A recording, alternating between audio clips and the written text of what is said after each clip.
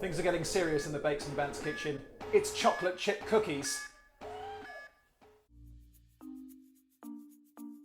So what makes the best chocolate chip cookie? I mean, we all adore them, right? But I think what we're looking for, of course, is flavour, that balance between sweet and salty. But it's really a texture thing. We want that wonderful yielding softness, but we also want some chew and some bite. And that's where this recipe is ultimate. I honestly think it's the best chocolate chip cookie I've ever had. Listen to that sizzle. One of the reasons these cookies are unparalleled is because they're brown butter cookies. So we're going to melt the butter and stir it until it's a lovely caramel colour. If it bubbles up, no worries, just give it a stir and turn the heat down. Then pour it into a measuring jug and allow it to cool. It should come up to 8 ounces, but if it doesn't, just add a little water. Next up, in a mixing bowl, sieve your dry ingredients and set aside. We'll add these to the wet ingredients later. And then in another mixing bowl, add your sugars, espresso powder, vanilla, egg and egg yolk and mix. Then add the liquid butter and continue mixing until well combined. If you don't have espresso powder, I posted a tip on how to make it in my flourless chocolate cake video. It's at 1 minute in, so check it out. So sugars, egg, liquid butter, vanilla and espresso powder are all blending in here right now. If there is a greater smell on this earth, I'm yet to sample it. Honestly, the aromas in this kitchen, Right, that's looking good. So let's add our dry ingredients and mix until just combined. Now I add these in 2 batches, so flour doesn't fly all over the place. When that's done, it's time for the chocolate chips. I'm going to stir these in by hand so as not to overwork the dough. Try not to eat it all. All right, maybe just a little.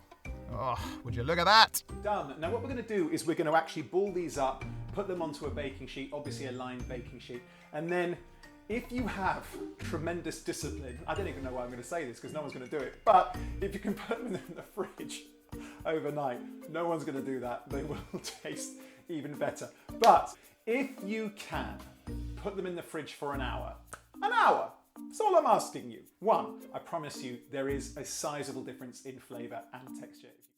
Right, so space these onto a lined baking sheet about 1 inch or so apart. Oh God, this cookie scooper is rubbish. I'm just going to use my hands instead. Yeah, that's much better. Now to call some mates.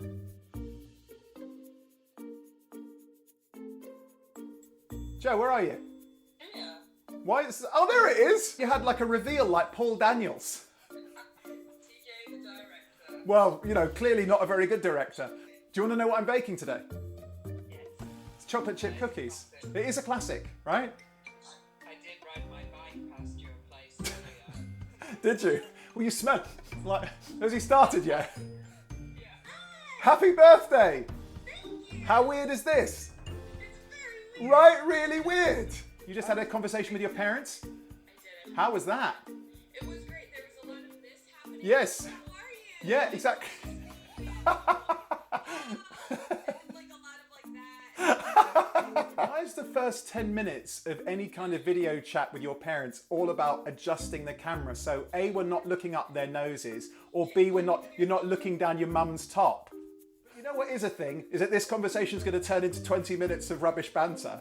And so I've got to go and get on with these cookies. Oh, that was fun. Right, the cookies are out the oven and they're nearly done, but here is another top tip. Pick them up and give them a good whack on the counter with a tea towel just underneath them. This will knock the air out of them and make the texture sublimely chewy. Let them cool on the baking sheet for a few minutes and then transfer them to a wire rack to cool. And then look, absolutely gorgeous. Look at his face, what a numpty. But they really are that good. Greatest chocolate chip cookie ever. Now that's probably been the most requested thing that I've had so far on Bakes and Bants. So remember, while we're all stuck at home and I'm stuck here in my kitchen, if there's something that you would like me to try, just shoot me a comment and I'll see if I can get it done. I'll see you next time. Cheers.